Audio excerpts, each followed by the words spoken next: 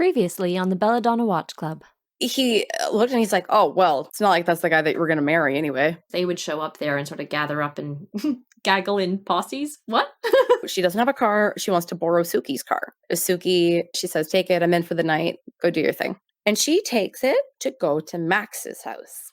Mm-hmm. We know we're not in Stars Hollow anymore because where she pulls up, we're outside. It's wet. It's a city. There's other cars on the street. And there's like row houses and downstairs flats and like triple apartment things. Like, oh, wow. Okay, we're somewhere else. Yeah, looks like New York City walk-up kind of vibe, but like the bougie ones. It. Walk-up, that's the word. Yeah. Yeah, like kind of like the brownstones, but yeah, like it's that vibe. So he lives in the basement apartment. So she walks down the stairs, and these like big stone like flanked. It's beautiful, absolutely stunning, which feels very academic. It definitely gives that vibe. And he opens the door and looks amazing in his sweater. He's got this like big bulky sweater on, and it's just like a really nice. It's just a really good sweater. There's a really neat contrast when he opens the door, like a really like a visual color contrast when he opens the door, because outside in the street, and also what Lorelai is wearing, everything is blue and sort of cold looking, not like harsh cold, but like it's cold, it's sort of dark, it's nighttime, it's probably just rained because everything is kind of shiny and wet looking. And Lorelai is sort of in dark clothes as usual, and she has this great navy blue, I mean blue is her color, right? But this navy blue jacket that she's wearing with a nice sort of fur cozy on the inside. I have a jacket just like it, but in like a burgundy wine red instead of, anyway, whatever. And then he opens the door and it's like warm and it's cozy and all these like warm tones, and like you see the wood, and like he's probably got some nice like not antique but maybe like thrifted lamp glowing somewhere, and he's all cozy and he's got this great jumper on, and like, ooh, we want to go in there. We want to go so in inviting there. Please. Yeah. And so immediately he looks like stunned. He's surprised. And okay, first of all, as a millennial, you never, ever, ever, ever, ever go to somebody's house unannounced anymore. That's just not something that happens. I was like, girl, you didn't text? Like, you don't just show up at somebody's house because, you know, the gut reaction is like, you think he's going to have someone there. That's it. Yeah, you're fully expecting, like, the thing would be that there's some woman appears over his shoulder, or she's half or like, dressed or honey, something. who is it? Who's at the door? Exactly. Yeah. I'm really that's glad what you're expecting. Yeah, that would have been too painful. Oh my God, it would be like the Rachel coming down from the diner stairs, or like Rachel in the diner. It would have been that, but also at Max's. And that would have just been so sad. And she just goes on and on about how she's missed him and that she couldn't lie to Rory when Rory asked. Well, first she leads actually with Rory and Dean broke up, because he's like, why are you here? And she's like, Rory and Dean broke up. And he's like, okay, that sucks for Rory. Like, not seeing the connection to why you're on my doorstep. And then so she tells him, like, I couldn't lie to her because she asked how long it took me to get over you, and I'm not, and I miss you. And her whole ramble, by the way, is all one take. She does it all in one. There are no cuts. And as a sometimes actress, I love having opportunities to do that. I've never acted on film, so I mean, you can't do cuts. But when you get that opportunity to have a thing where you like, it's like a mini monologue, and you get to just feel all the things, and you sort of travel through some emotions and thoughts in a very short span of time, but you get that, and the focus is all on you just for that bit. Oh, it's such a great feeling, and especially when you can nail it just like she does here. So I love seeing that. She really does. And I always wonder when she kind of prattles on like that, how much of it is scripted and how much of it is Lauren Graham being an amazing actress. So he invites her in. And this is the confirmation that, thank God there's not a woman there. Yeah. Because he still just looks stunned. And he doesn't like kind of like glance over his shoulder. Like, there's no real indication that he's trying to hide or like close the door or anything. But you just have the feeling of like, what if there's a woman there? At this point, we're ready for anything. Yeah. And so he says, do you want to come inside? And she says, like, she does not hesitate. Yes, I do. Please let me in. We all want to go in. So it cuts to the party. And did they get every 15 to 35-year-olds in like central Connecticut for this party? There are so many people, And there are right? such a range of ages. There are, holy I cow. took a screenshot of some people who do not look at all like children. They're not Chilton students whatsoever. They are like, No they're way. narcs. They're undercover cops. They are pretending to be children, and they're not at all. Oh my God, I'm going to pull it up right now. Yeah, Oh, please. I was like, what? Who are these people? There's just so many people there, and we're like, okay, well, we know that Stars Hollow is tiny, and I'm assuming Hartford is bigger, but still not like a massive city, unless it is. Like, I have no idea. But like, where did they get all these people from? Where did Madeline? How does Madeline know all these people? Who are these people? This They guy are. has, Oh my ooh, God. a receding He's got a hairline leather that's coat. like halfway back, halfway across his scalp. Right, and his hair is kind of like combed over, like really tidy, and he's Mhm. got this like blue button-up dress shirt with a vest on top, or like some sort of cardigan sweater vest situation, and then a leather coat on top. And then this woman in front of him has the like, let me talk to your manager hair, glasses, a black turtleneck, and this like dark blue overcoat with these like huge lapels. And they both look at minimum 35. Yeah. Who are they? Are they like, are they, I don't even, are they from the legal team and they got lost and they're just walking through the set? Like, I don't understand who these people are. And I just was like baffled. Okay, so Madeline's house is a literal mansion with Mm. marble pillars and these like cavernous rooms. It's actually really ugly.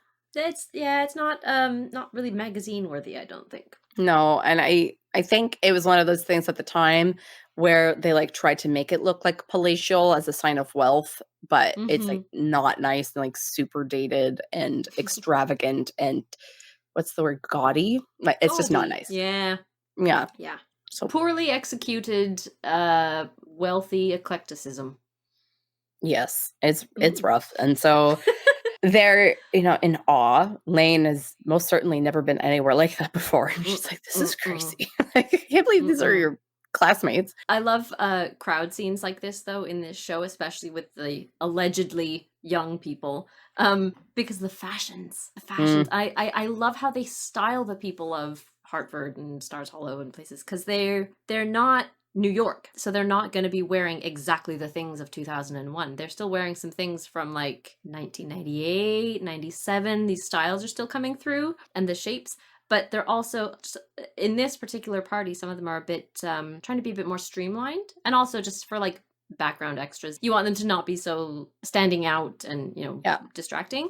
So a lot of them are wearing the simple lines of like turtlenecks and things, very much stepping into the new millennium of, but just stepping in, still holding on to the 90s. So I love seeing that.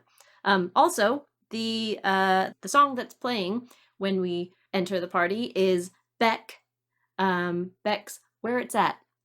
Got 2 turntables and a microphone. Where it's at. Yeah. Yep. So that was enjoyable. Yeah, they have a DJ who's there spinning that track, which made me laugh because the DJ setup looked tragic. It was like some literal boombox, and it just looked so bad. And then so Lane says that this is like the teenage Sodom and Gomorrah. Yeah. I had to Google what that meant. I know I'd heard of it, and my initial thing was like sodomy. Okay. And then I got down the rabbit hole of like biblical references and these like crazy cities full of sinners, and everybody was nuts.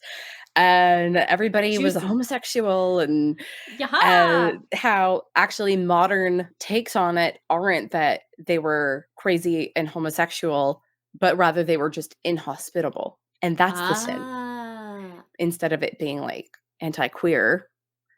Because back in the day, everybody was doing everything with everybody.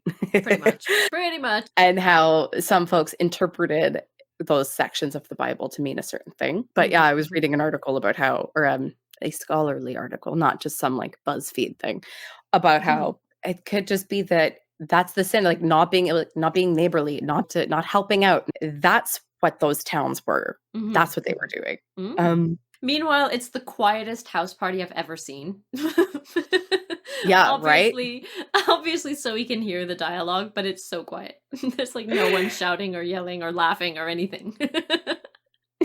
And so Louise and Madeline are there. Madeline is genuinely pleased to see Rory. He's like, oh my God, you came. Hi. And Louise is still just being her like creepy, like almost predatory, like, where's your boyfriend? Like in her weird voice. And Rory kind of brushes it off, doesn't really want to tell her. Paris is behind them, like kind of like peeping between their shoulders. So there's like Louise and Madeline, and then their boyfriends show up kind of behind them, or the guys that they're hanging out with at the party. And Paris is behind them, like like squeezing her fake tooth. She's just there. Yeah. I wrote here, Louise gets wrapped by knockoff Justin Timberlake. And Oh. the dude behind Madeline is definitely visiting from the latest Mary-Kate and Ashley movie. Okay. Yep. They're very boy band. Very boy band. Yeah, absolutely. I love Lane in this bit, though. She is so chill. Like, she could very well just be absolutely flipping out, or just completely just shut down and quiet and like, I don't know any of these people. But Lane proves herself to be pretty still like confident and cool, or at least she can give off the impression that she's confident and cool and still be quite, nice and civil, even when she knows about all of these girls, and she knows all the stories through Rory, but she's very relaxed somehow, and I love that little character trait. Yeah, she's way more comfortable than I would be walking into a party. Although, you know what? Maybe if I was Lane, because Lane doesn't actually have a stake in the game. If I was Rory, I would be more uncomfortable, but Lane's just there to be with Rory. There's no expectation of her to like mingle or save face or do any of that, right? So I think she's kind of got like a blank slate here, and she can just be like, whatever, I'm probably never going to see anybody here again, so I don't care. So I think she's just like happy to be there and to see how some other people live. So Madeline and Louise are going to bring the boys to see the pool house at night, which takes a minute for Madeline to clue into the actual intention of the pool house tour. Paris goes, "No glove, no love," as they walk away. There's a series of great lines just in this little chunk. I don't know if it's Louise or somebody.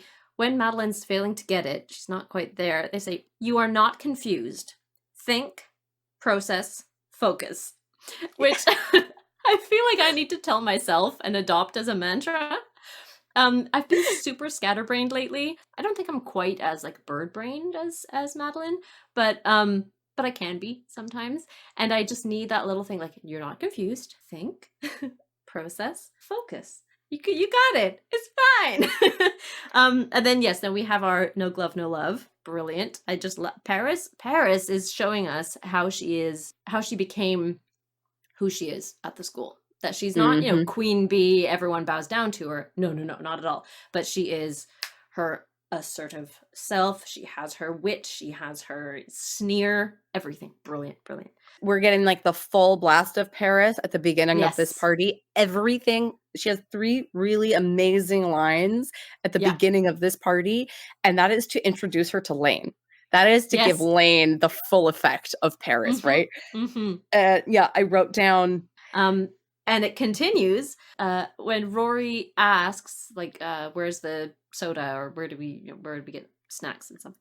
And Paris will, lead them along and, follow me. And she says, "Keep up, because I'm not turning around." And it's just, I wish I had that kind of confidence and that kind of, I wish I could deliver lines like that. When in my life am I going to be able to say something like that? I don't know, but I love it. I love it so much. Yep. And then she finds out that Rory and Dee did break up. Paris's thing to say is, at least you had a boyfriend for a little while. Yeah. It's like, that's not the thing to say. No. Like, even if you're thinking it. It's not, but it's revealing something so big about Paris. So Lane meets Paris head on, and it's awesome. I'm so glad that they get this encounter. This is good. Yeah, and Lane is like, "Wow, you really didn't exaggerate about Paris." And Rory goes, "Paris needs no embellishment." This is it, yeah. And she is just Paris full force at this party. Meanwhile, Tristan and Summer are there. And they're arguing. Teenage parties, there's always going to be people crying, people fighting. There's always, the drama. Tristan is understandably upset because Summer has been like locked in the bathroom with a guy for a little while and wants to know what she was up to with him because, that's a little sketchy, You don't really want to see your girlfriend locked away with a guy at a party. Like, and she's awful. She's just like, what? Like, what do you, I don't, like, we weren't doing anything. They're just totally brushing him off. And he says, like, but you're my girlfriend. Like, what do you, and she's like, what, you're going to be caveman now? Like, bonk me on the back of the head and drag me off, like, to your Porsche?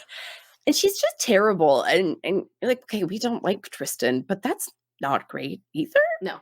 Yeah, exactly. And you feel pretty bad for him at this point because even though we think he's gross and he does a lot of things to intentionally get on people's nerves, you can tell that he is hurt and confused and being treated badly.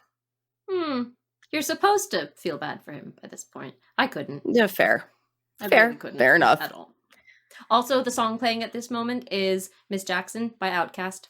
So I'm sorry, good. Miss Jackson. Ooh, I am for real. There you go. Such a good song. Didn't mean to make your daughter cry. Exactly. Very, very appropriate. I apologize 1 trillion times. And then so we find out that Paris has to be here because Paris is like, so why are you here anyway? Rory kind of tells her that she and Dean broke up, blah, blah, blah, blah, blah. And Paris says that she has to be here until 10:30 because her mom said so.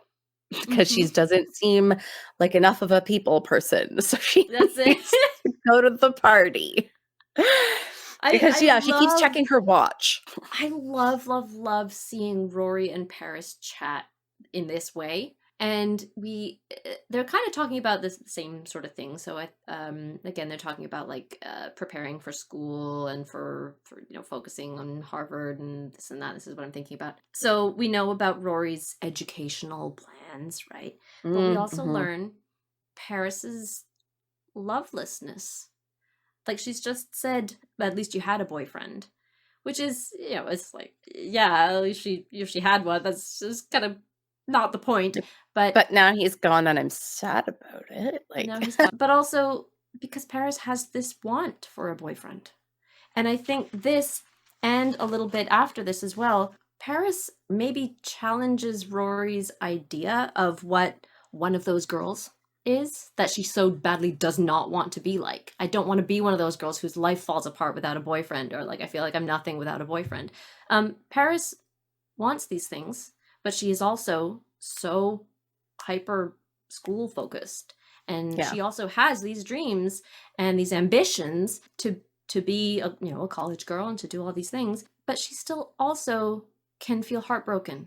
She can still also feel all of this, and I don't know if during this episode or sometime after it actually like clicks in for Rory what it really meant in Paris's eyes to see Rory be successful, a challenge at school, be really, really smart, be her rival, and have an adoring boyfriend, and be and all of these things. I don't know if it has yet or clicked for her how Paris sees her, and so it's interesting whenever we're reminded how much of a not a romantic, but how much of a lovesick person Paris is.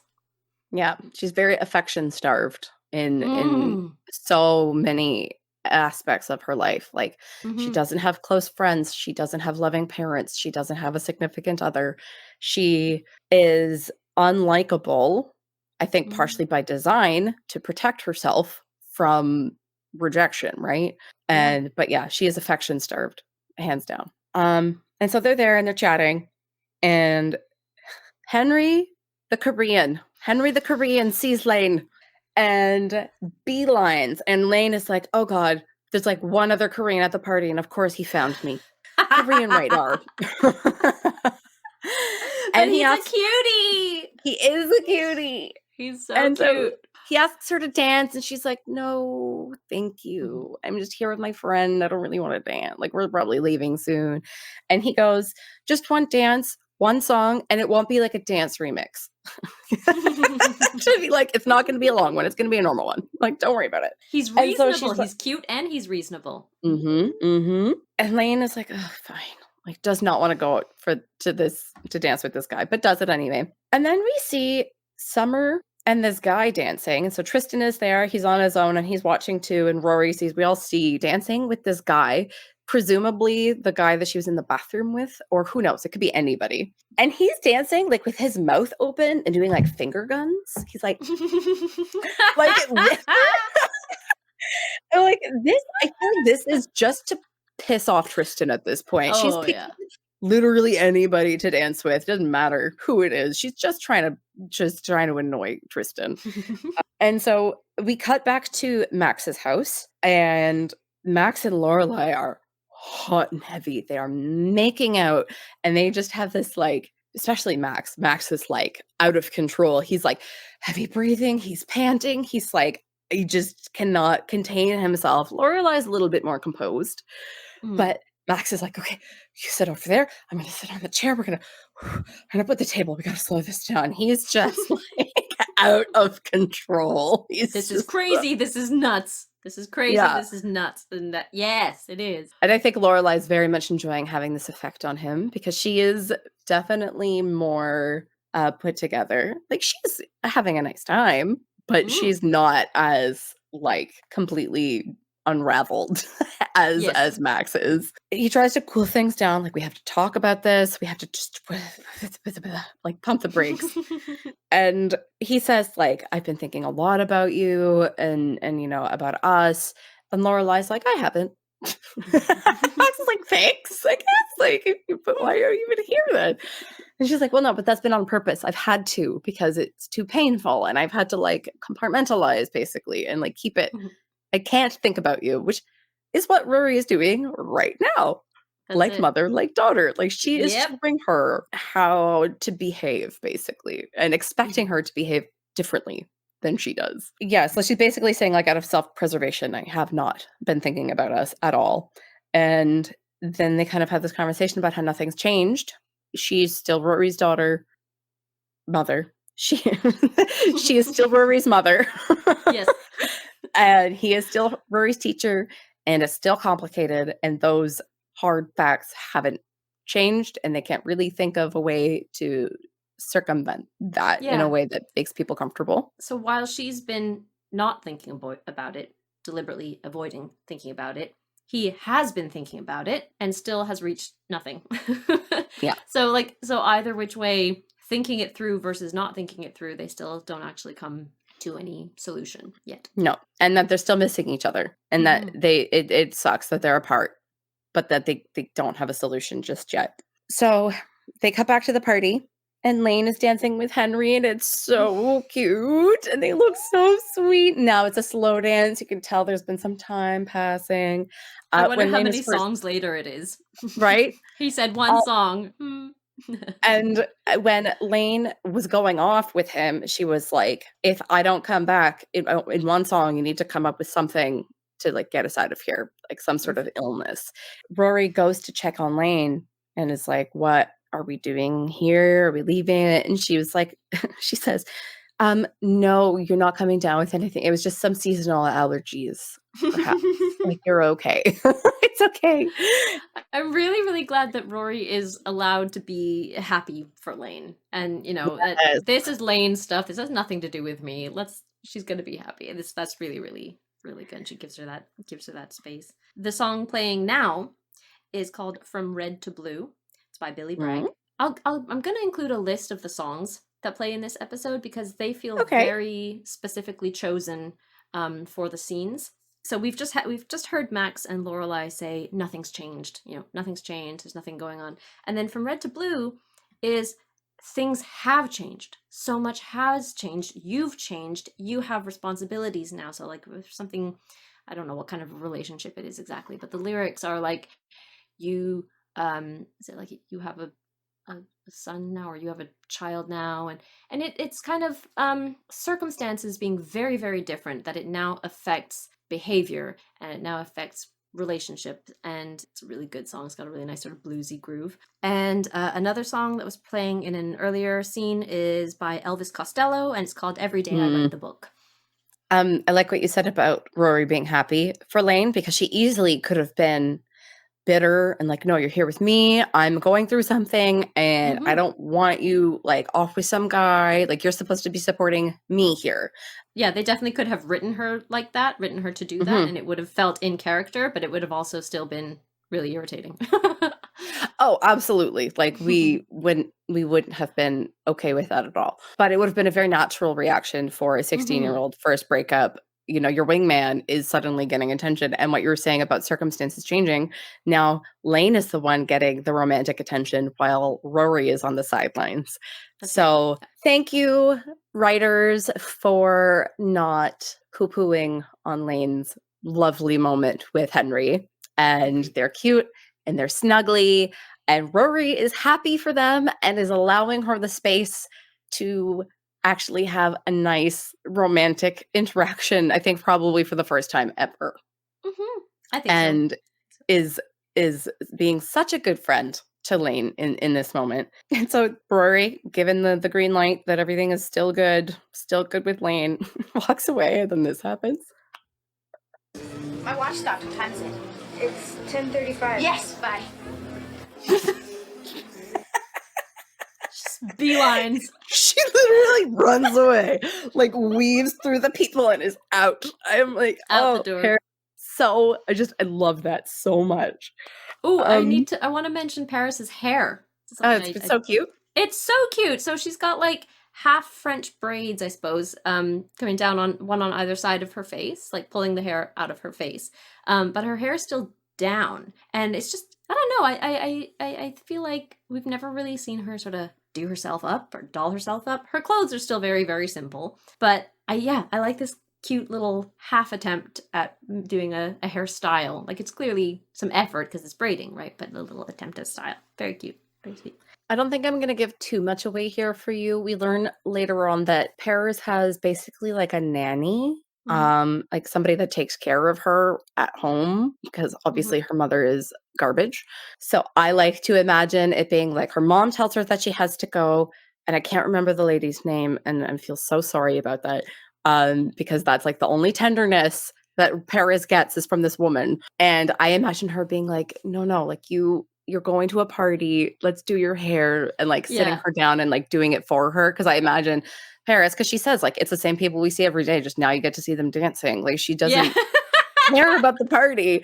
And so I imagine she wouldn't care about her own appearance at this party either, because she's like, they see me every day. Why would they need to see me any differently than they see me every day? And then this woman being like, no, honey, like let's put a little bit, like let's sit down and we're gonna get you ready. And so that I like feels nice to me. Oh, she actually just refers to her as Nanny. So that is why I don't know her name. Oh, well, that'll do it. Okay, because I felt terrible for not remembering her name, but she just calls her Nanny. Okay. So I imagine that Nanny is doing Paris's hair for this and is giving her that little confidence out. So Paris leaves. Rory, letting Lane do her thing, sits down and pulls out her book. She obviously brought a book. And as she is reading, again, we have Tristan and Summer, and they come by, and Summer is still just being like so awful. And Tristan is like, you're not even like, do you want to dance? Like, you don't want to do anything with me? And she's like, you're following me around. Stop. He's like, well, you're my girlfriend. And she's like, I'm so tired of hearing you say you're my girlfriend. Like, if he has to say it like 32 times a day or 23 or whatever number she says, maybe you're doing the girlfriend thing wrong. Yeah. And so she's like, I don't think I want to be your girlfriend anymore. I think we should break up. And then just like, that's it. It's so cold and just dismissive. And then she's like, we're breaking up. I don't care. How long have they been together though? Like weeks. Yeah. Yeah.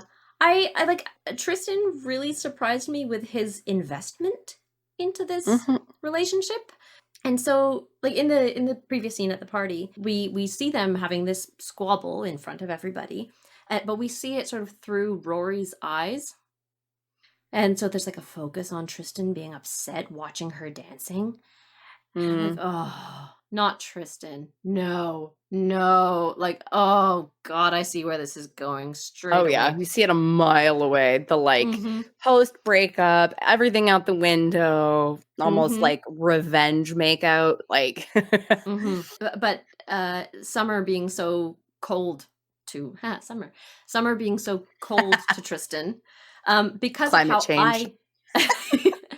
because of how I personally feel about Tristan from everything we've seen him do and say, my reaction instantly was good. Suffer, you jackass. Yep. I hate him. It is interesting that they write it in the moment when they do actually break up, to see him sort of contrasting Dean and Rory's breakup, that Tristan wants to talk through the breakup. Yeah, he does. Talk about it. He really does. He doesn't. He's angry and emotional, of course, but like he doesn't want to just rage about it and hide.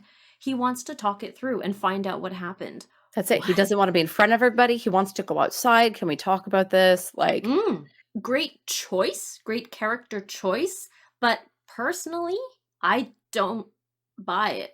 Like, I don't think Tristan would actually do that. Everything we've learned about Tristan and how he is with anyone else's feelings, I didn't believe that he would actually be as like emotionally invested as he seems to be.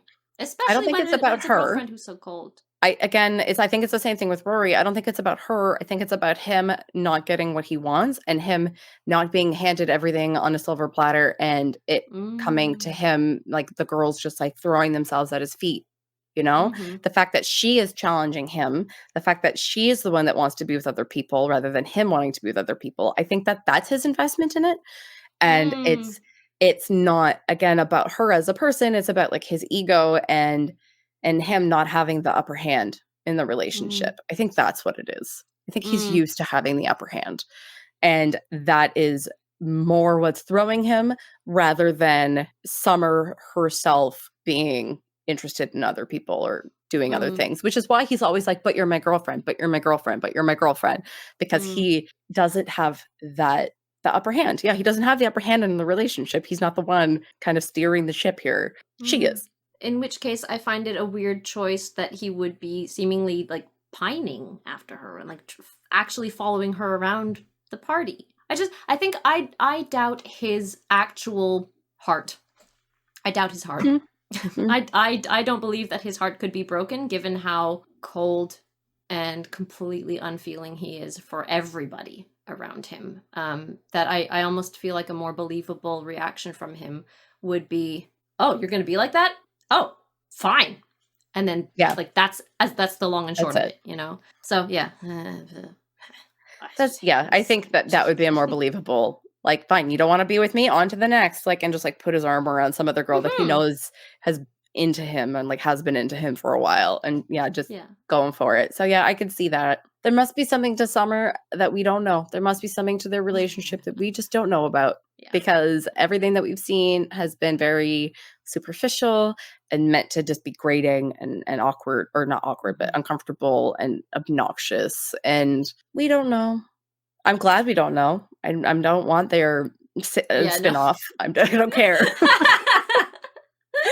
And so I did write good riddance because she's treating him terribly. Yes. So Summer, bye. Go away. Like bad match. You're toxic. He's toxic. Toxic people. Stop it. You're making everybody uncomfortable. Good. You broke up. Now we don't have to be forced to watch any of your nonsense anymore. So then she's Lane, giving Belle Watling a bad name. Oh my God, Belle Watling. The woman was just a peach comparatively. She would be ashamed of you, Summer. Maybe she wouldn't. I don't know anything about her. I need to like watch some clips and we'll come back. We'll bring her up in a third episode. We'll bring her back and we'll see if she's worthy of our praises, saying she's better than Summer. We don't know. So Lane comes rushing back with a problem. Lane has a very serious problem. She nearly body checks Tristan on his way out of the room. They like, they don't, but they like just graze shoulders, but they almost like slam into each other. It's great. I have a major problem. What? Henry, the guy I've been dancing with? Yeah? Okay, so he's really good in school. He's going to be a doctor, pediatrician to be exact. His parents are extremely involved in their local church. He himself helps out with Sunday school. He speaks Korean fluently. He respects his parents, and he's also really cute, very funny, and surprisingly interesting. Lane, I'm sorry, but I'm totally failing to see the problem here. I'm falling for a guy my parents would approve of.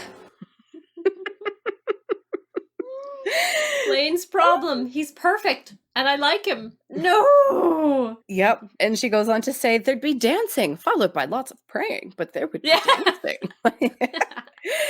And so she's like, we have to go. We have to go now. We need to get out of here. I cannot be subjected to this lovely person who fits my parents' expectations, like on the nose. Like, so they try to leave, and Henry pops up. He's like, "Oh, are you going?" And they're like, "Yes, we've got to go." He asks Lane, "Oh, well, like, can't you just stay for like one more dance?" And Rory says, "No, sorry." Lane, "Yes." Yeah. Yes. Yes. Two things I really like here. One, I really love Henry because first he was reasonable when he was asking for the dance, and then here he says he apologizes to Rory and he says, "Sorry, I've been monopolizing Lane all evening." Oh, how thoughtful! That's so kind. And then I love Rory's like sort of cover standing in for Lane, saying, "I have a strict mother." Yes. And he's like, "Oh, I'm so sorry." Yeah, exactly. Right?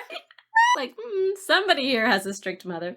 Yeah, that's really, really cute. And so, yeah, they're trying to leave, and Lane is like, "Yeah, I'll dance with you again." And Rory's like, "My dude, what just happened?" Like, Exactly. okay. And Lane just looks so excited and eager, and it's really, really cute. When she says yes, it's super cute. So we cut back to what Lorelai's been up to, and she and Max have been doing the eggplant dance.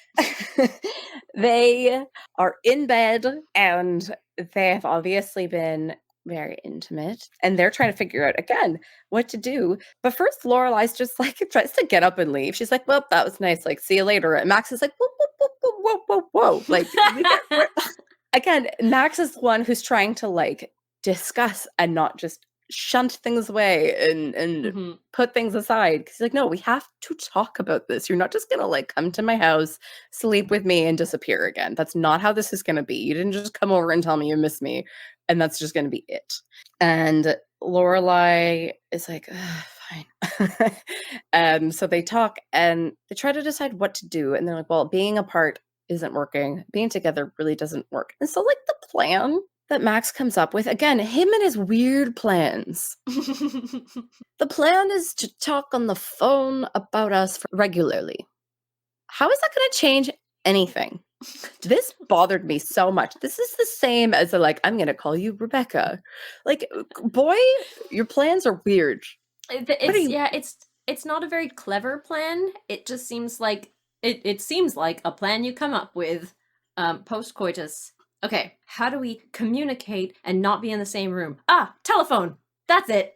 That's it. But what's there to communicate about? Because Rory still goes to Chilton, and he is still a Chilton teacher. And so his genius plan, and I wrote that. What did I write?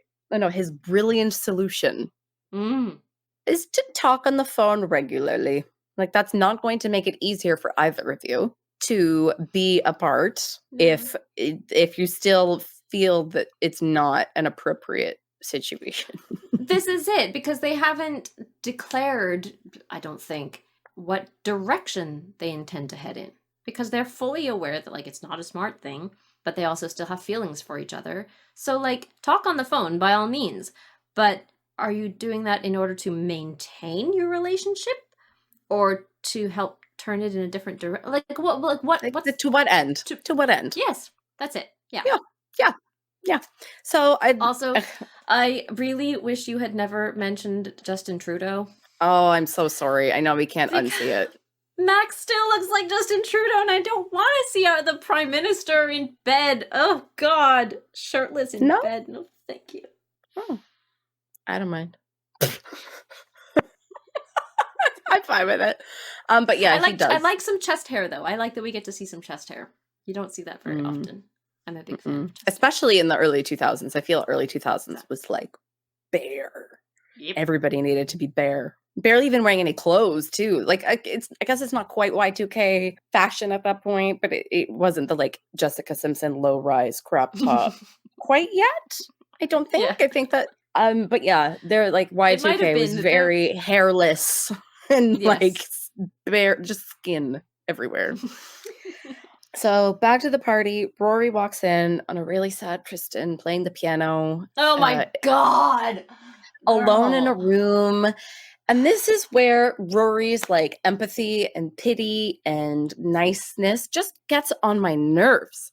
Okay, hang on. First, we see him at the piano, and I smacked my forehead because I'm like, there is no way. Like, this show is not trying to convince me to feel any kind of like romanticism for him. This guy is a jerk. He is an absolute jackass, an asshole. I hate him. But there's also some personal investment in that. But like, anyway, no way are they trying to make me feel any kind of like, ooh. Also, if a room that big, unless it was locked, there would be other people there. There would be people in that room. Yeah, exactly. Also, do we think he can even play the piano? No, I don't think he can. No, I think he's being manipulative. Like, I think he's just doing it for attention. He's like, I'm gonna go and be sad and sulk in a corner until somebody comes to check on me because I'm so sad. And he's intelligent enough to be at this school, right? So he probably or not so much intelligent, but he's like, bookish. He passes. If he was flunking out, he wouldn't be there because Chilton has its standards, right? So he's scholarly enough to have this kind of a sense of like classic romantic figures and what kind of a romantic scene can I paint, right? A pathetic, like an pathetic, not pathetic scene, pathy feelings. But like, for what audience? Like, she's not even in there yet, and he's already at the piano. But I think he's probably doing two things. One, he's doing it for himself. Like, sometimes you don't need an audience. You just need to be dramatic for your own feelings of like, I just need to, I have had. I do that sometimes. Shut I never the door, really... like slam the door and like turned my back to the door and slid down in like sobbing tears. And that was for my own sake, really. So to build it, but also I think you probably got it there that like he's ready for someone to come and find him. And like, that's it. They need to find me in this really sad He wants scene. the attention. He wants the comfort. He wants somebody to come and tell him he's such a good person and he doesn't deserve it. And he was treated so badly. And yeah, because everything he does is about the performance, right? He wants the attention with every single thing he does. And I don't necessarily think he's doing it specifically to get Rory's attention because there's no guarantee that she would go in that room. But he wants it from somebody. He needs the validation that his emotions of being seen.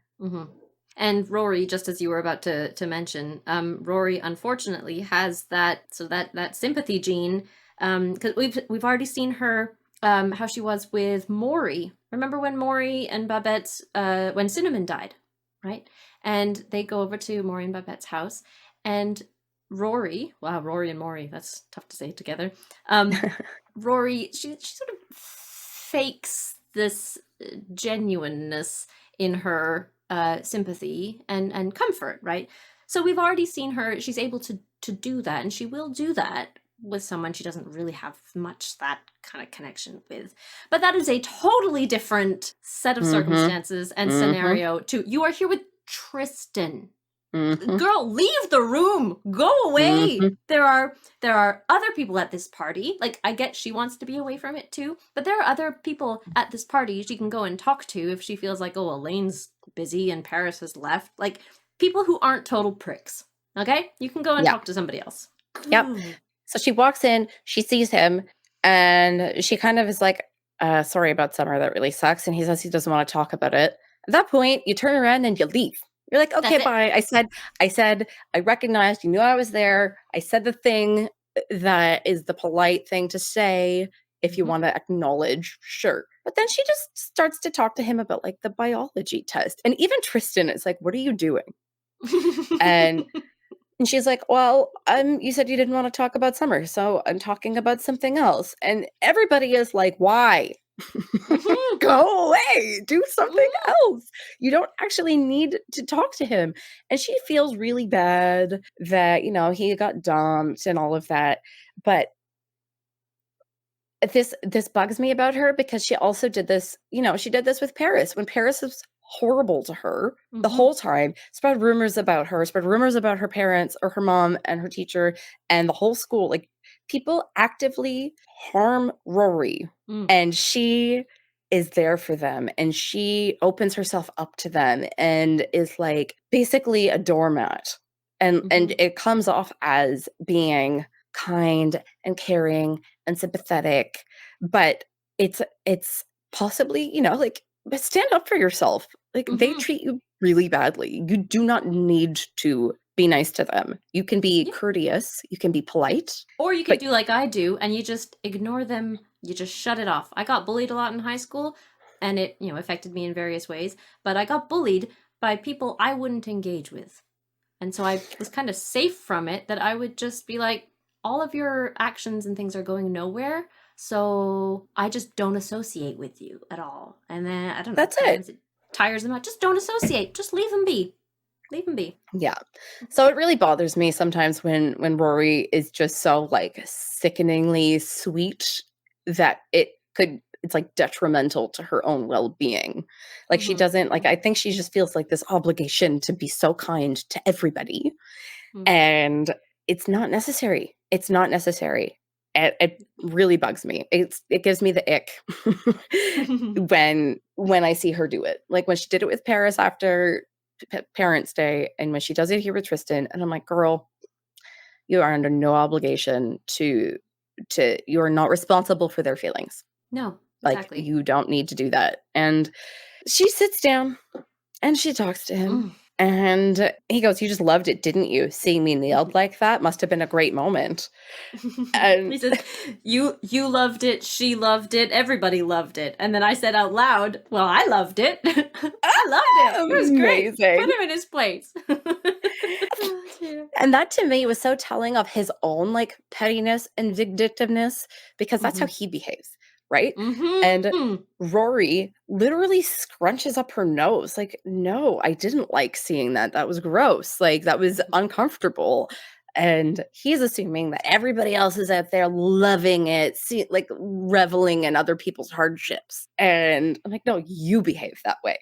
Nobody else does. Nobody else likes that. You like that, not her. And yeah, Rory is like, ew, no, her face is so, like, I did not love that. And it just really shows that he has, like, such low self-esteem overall, that he just, like, projects. And yeah, when he says, like, everybody loved it, and that he just cares so much about what other people think, and everything that he does is about, how he's perceived by the world around him, right? And it's just, like, it's kind of sad that his self-esteem is so low, but then he makes everybody's lives miserable because his self-esteem is so low.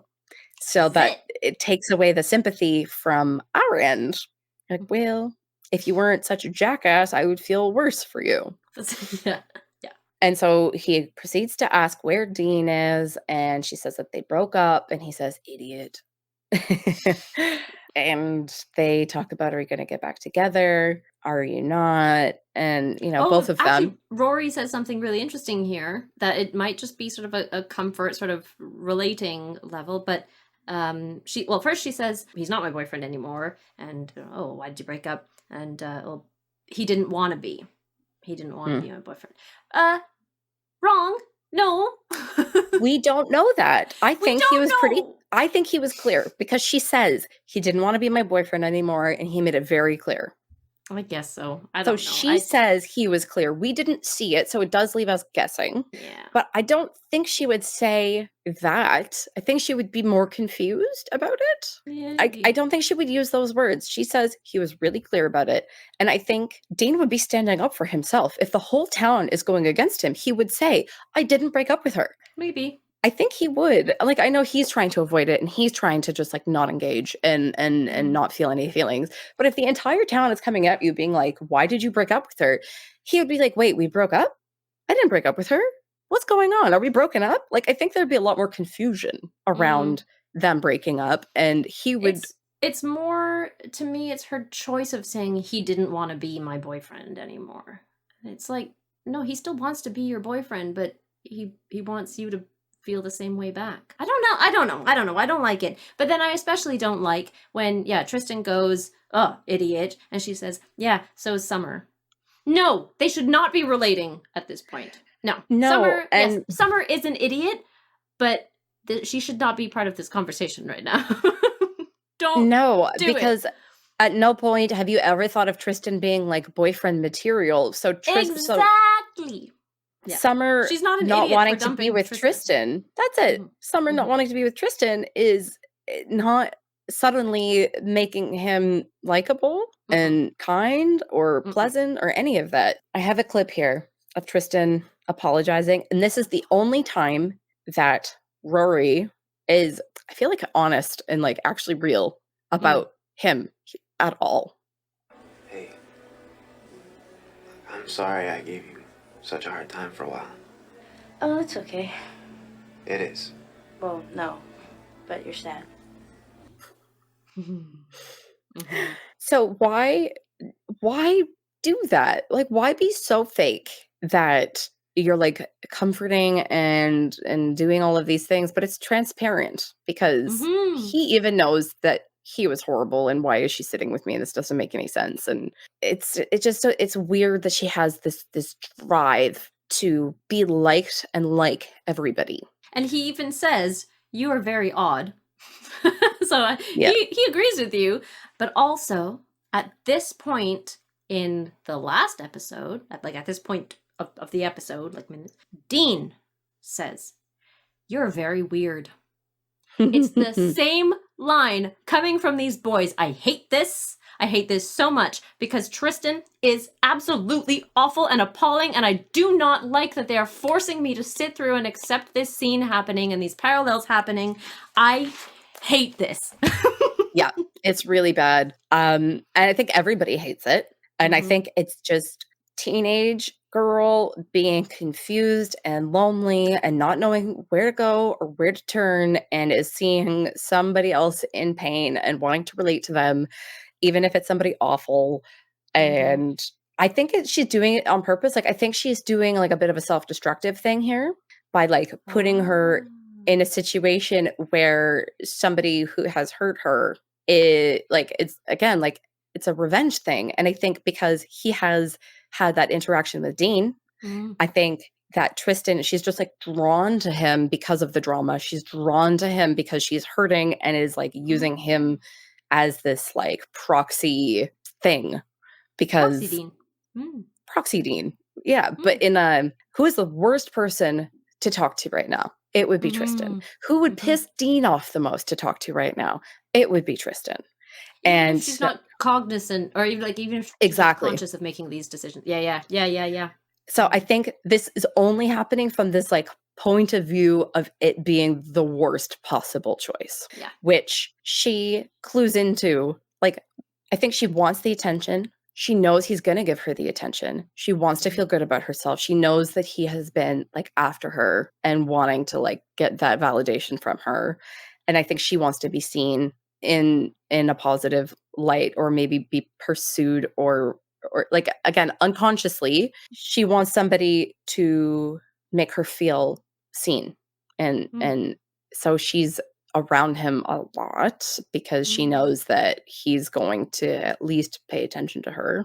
And I think subconsciously she might want something to happen because of those dangerous feelings, because of those self-sabotaging inner, as RuPaul would say, her inner saboteur is is driving her to the most rebellious, riskiest, most explosive, not explosive, but impactful situation. When I think about this scene and where it eventually gets to as well, this whole scene, it makes me think of something that I might have entertained the idea of in my brain only. Like whatever it is, I'd go home from the party, and then I'd be like ready to go to bed, and I would just sort of be lying there, and I would think about what could have happened, but with no no kind of reality of like, this is what's going to happen. I'm going to do this next. I would have just like entertained the idea of it, to sort of satisfy that kind of desire and that curiosity as well. But that's it. That's it. I would have, it would have been some like little daydream for one night, and then I move along. I wouldn't have actually gone through with it and had it all happen. Because then what happens, Lisa?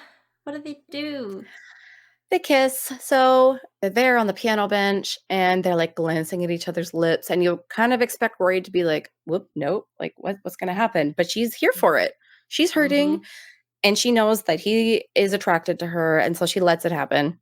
I would have been the one doing it. I would have been the one doing the like, what is going to be the most impactful? Like, what can I do that would have like the biggest impact on my life right now? Whether positive or negative, it would have been the like, what it would be the most like explosive possible thing for me to do in this moment. And it would be to find Tristan. That would have been me. The one who just does the most, it's going to piss me off until I find the word. It's not rebellious, contradictory, conflicting, whatever. That would have been me. Full tilt in the other direction. And that's what Rory is allowing. I don't think she's consciously doing it because she's not like, I'm going to go out and I'm going to do all this stuff. No. But I think she's been kind of skirting around it the whole time. She's been zeroing in on it. This is where she's between you and me, because I would have entertained the idea, but I would not have had the like the courage or even any kind of bravery or gumption to put it into play. Whereas you had the gumption to just to go off, not fantasize about it first, but just go and try it and do it. And Rory is there right in between. But again, song break. The song playing right now in the show is The Crystal Lake by Grandaddy. Don't like that. It's a great song though. And the lyrics, I wrote some of these down. Should never have left the Crystal Lake. I've got to get out of here and find my own way. Lost my way again.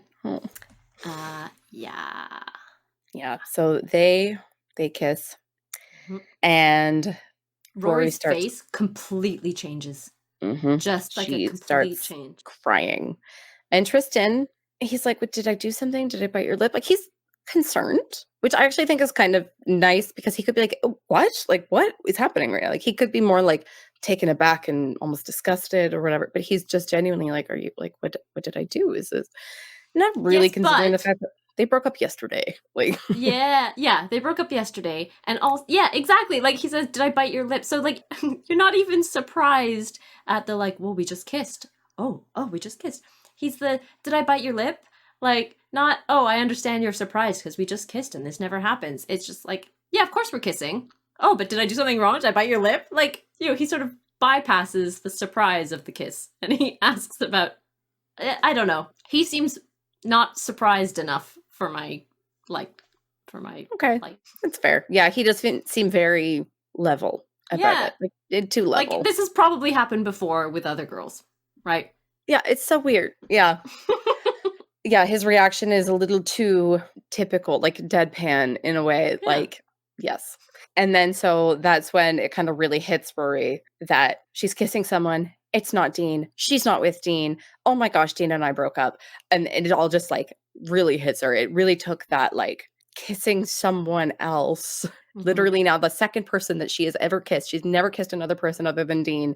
And now she's kissing Tristan and it's just like too much. And she's like, oops, floodgates. Oh my God. So she goes, runs, grabs Lane. Is like, we need to go. We're leaving right now. And Henry's like, can I have your number? Like, you can't just, And so she's like, we're the only Kims in Stars Hollow. Like, look up. Off they go. And I just gave my number to a potential Korean doctor. And Lorelai gets home from being with Max, and it's kind of the same setup as the previous night where someone comes in the door, and except instead of Rory crying at the door, now it's Rory in the living room with the world's biggest tubs of ice cream. Massive. Like, they're Ben & Jerry's as well. That's not cheap. That is not cheap. That is like a $60 tub of ice cream. Exactly. Absolutely. Each of them were so expensive.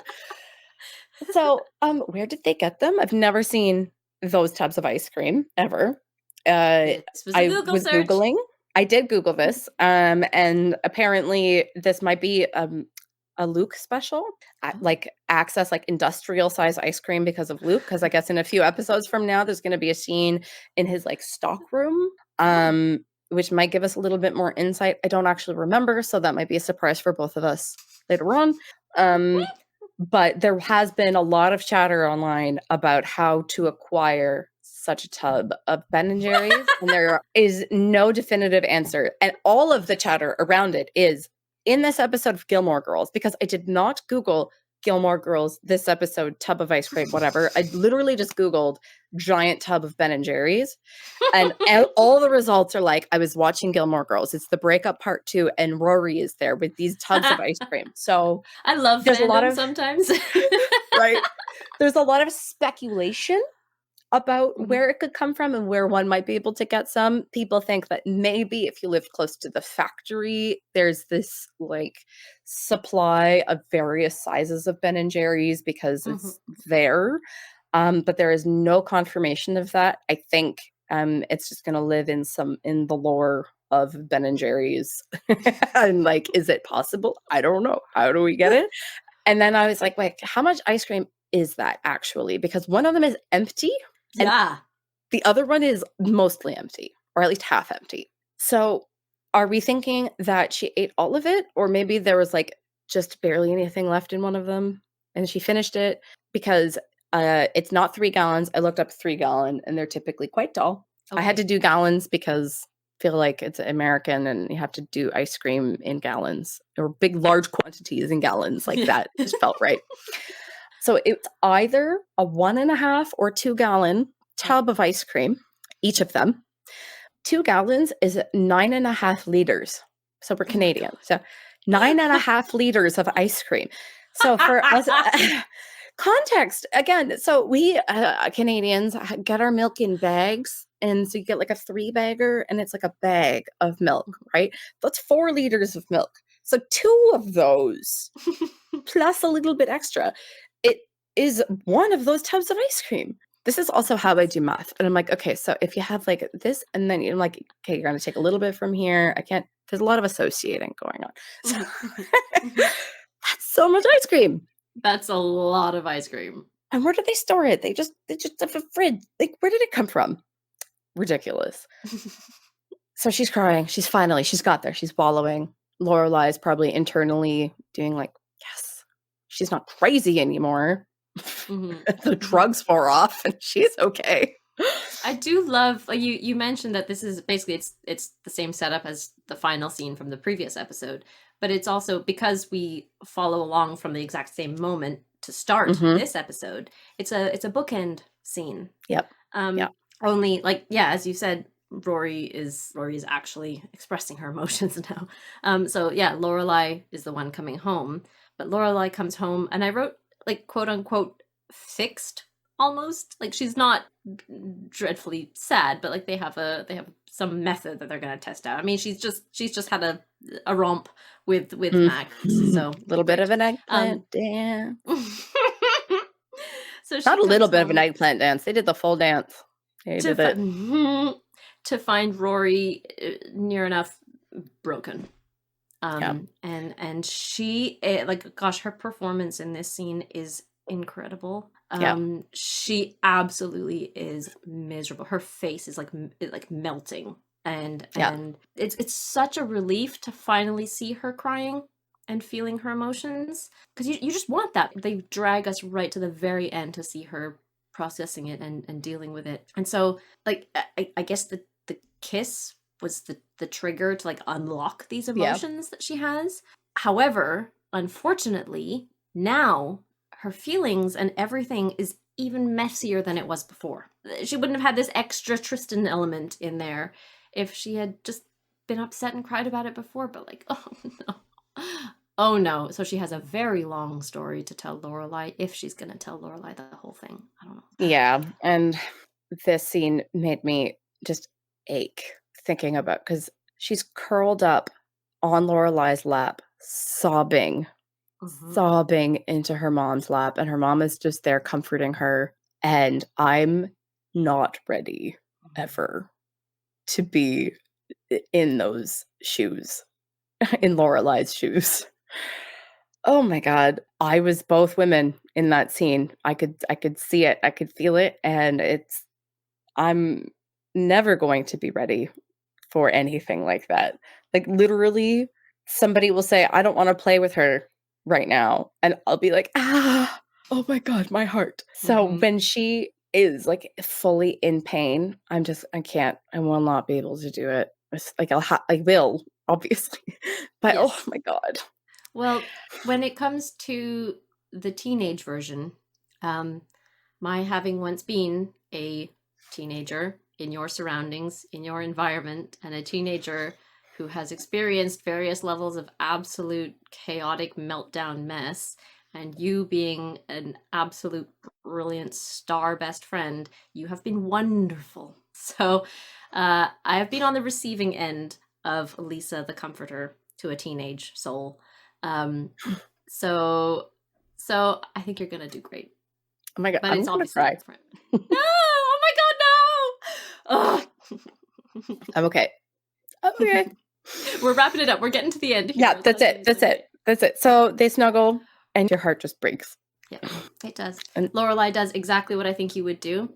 Without having to move very far, she grabs the phone and nice and quietly. I love that she's able to just kind of like softly speak into the phone, talk to whatever guy's name is, Jason or something.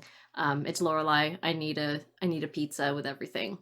Okay, boom, and that's it. You know, it's as simple and straightforward as that. She's in good hands. But I think it the feeling of needing to feel like you're doing something. Like I would have a hard time just sitting there with her. I would like that feeling of like action would be really hard for me to repress. So just being like, okay, what can I do? I'm going to do something. Let's order the pizza. Even if she doesn't want to eat it, at least I feel like I'm doing something.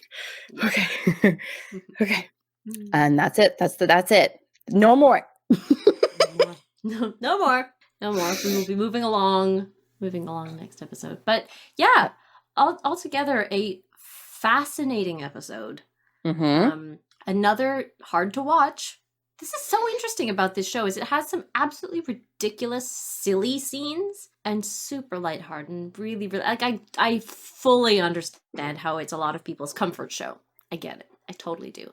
But it does have those scenes that are really hard to watch.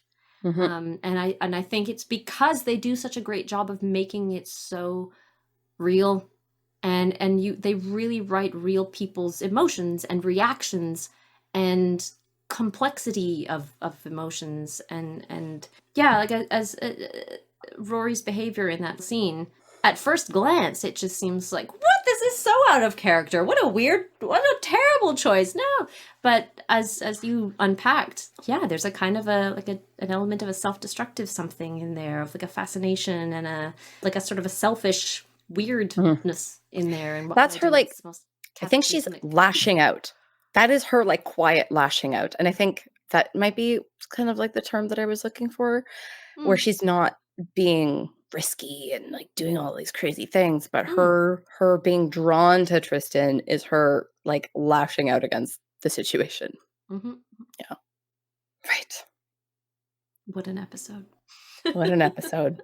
So well, that's us. As always, thank you so much for watching and for listening and for tuning in. We really, really enjoy knowing that you're checking in with us every week and you're enjoying the show. We love hearing your reactions and your thoughts on the episodes. She's been Lisa. I've been Jenny. We have been the Belladonna Watch Club. Tune in next week on YouTube or wherever you get your podcasts. While you're there, if you haven't subscribed, then please do so. We'd love to have you along.